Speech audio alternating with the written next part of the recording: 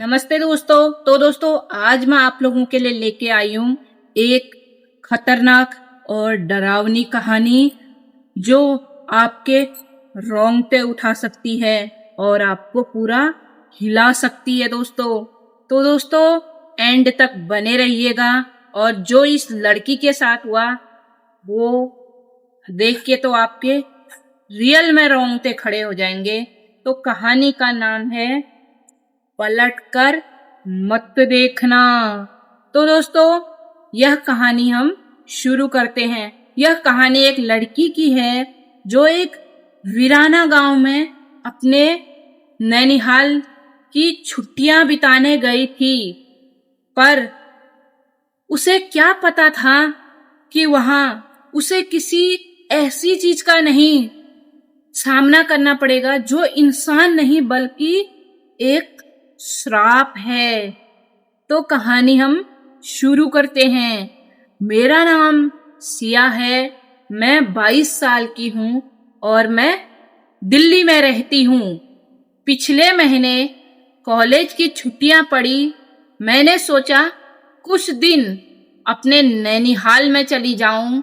वो गांव बहुत ही अंदर था, मध्य प्रदेश के जंगलों के बीच में। वहां न मोबाइल था, न मोबाइल का नेटवर्क था और ना ही कोई इंटरनेट की कनेक्टिविटी। मेरी नानी वहां अकेले रहती थी, तो मेरी मम्मी ने कहा कुछ दिन उसके पास रहकर आ जाओ। जब मैं वहां पहुंची तो शाम हो चुकी थी। गांव में अजीब सी चुप्पी थी। न ही बच्चे खेल रहे थे, न लोग बाहर थे। नानी ने मुझे जल्दी जल्दी अंदर बुलाया, कहा बेटी अंधेरा हो गया है, बाहर बिल्कुल मत निकलना। हाँ, अगर रात को कोई आवाज आए तो भी मत जाना। और एक बात का ध्यान रखना, कभी पीछे पलटकर मत देखना। मैं थोड़ा सा हंसी, लगा कि गांव की कोई पुरानी मान्यता होगी, लेकिन नानी के चेहरे पर डर साफ दिख रहा था। पहली रात करीब 2 बजे मेरी नींद खुली। ऐसा लगा कि किसी ने मेरे कमरे की खिड़की पर दस्तक दी। टुक टुक टुक। तो दोस्तों खट खट खट। मैंने सोचा शायद हवा है, लेकिन फिर वही आवाज तेज हो गई। मैंने खिड़की की तरफ देखा पर कोई भी नहीं था। फिर अचानक एक सरसराती आवाज आई, किसी लड़की की धीमी सी फुसफुसाहट। पलट के तो देखो, मैं यही हूं। मैं सिरह गई, खून जम सा गया। मुझे नानी की बात याद आई, कभी पीछे पलटते मत देखना।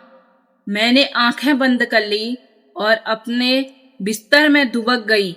अगले दिन सुबह उठी, नानी मंदिर में पूजा कर रही थी। मैंने पूछा, नानी कल रात कोई आया था? नानी बोली, वो छाया है। बरसों से इसी गांव की एक लड़की को, बरसों पहले इस गांव की एक लड़की को गांव वालों ने डायन कहकर जिंदा जला दिया था।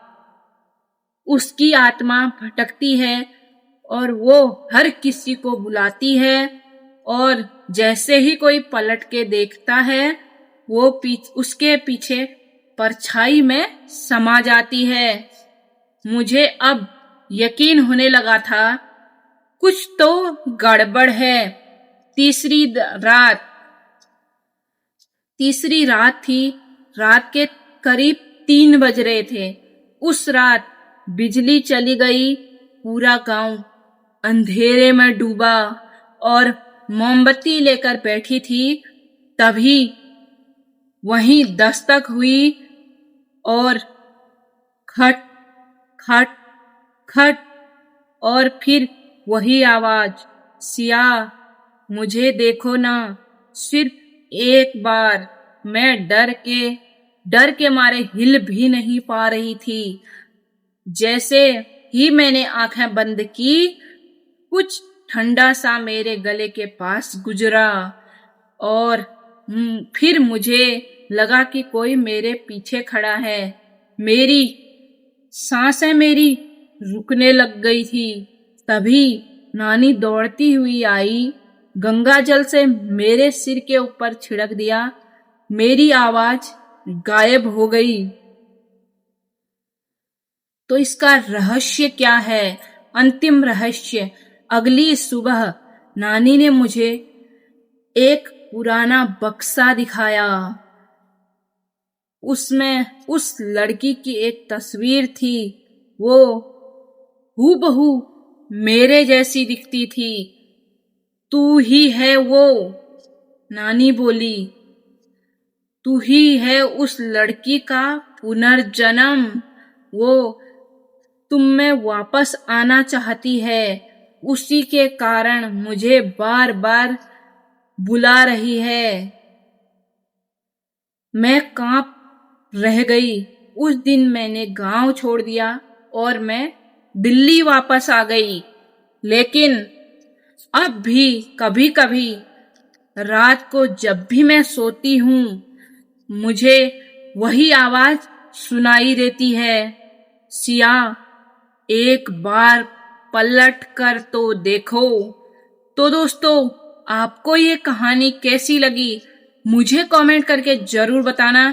अगली कहानी किस पर बेस है वो भी मुझे जरूर बताइएगा। मिलते हैं